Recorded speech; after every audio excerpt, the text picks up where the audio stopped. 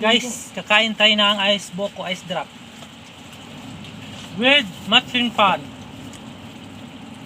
Ito lang ang makakayanan namin ngayon kasi walang bakery dito. Malayo kami sa downtown. So, kakain tayo ng ice drop with matching tinapay. Tingnan nyo kayo, sarap-sarap guys. Sarap talaga guys. Masyadong maagang aming snacks. Or I think mga 2 PM pa lang ito nag-snacks na. Wala kasing trabaho eh. Sunday ngayon, family bonding with my mother and my uncle. Sa amin yung mga pusa, mga aso. So guys, let's eat. For refreshing kasi masyadong mainit ngayon. Parang 45 degrees Celsius ang init ng araw. So kailangan natin magpalamig.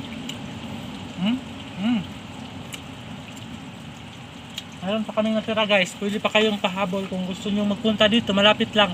Yung mga neighborhood at saka yung mga kababayan namin dito, pwede kayo magpunta ngayon. May natira pa oh. 1, 2, 3, 4. Just PM lang. Pwede LBC natin or Tugo. Or may messenger tayo dito. Kung na bahala, pamasahe.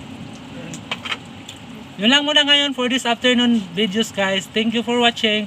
Just follow, like, and share. For Michael Imbadan follows vlog.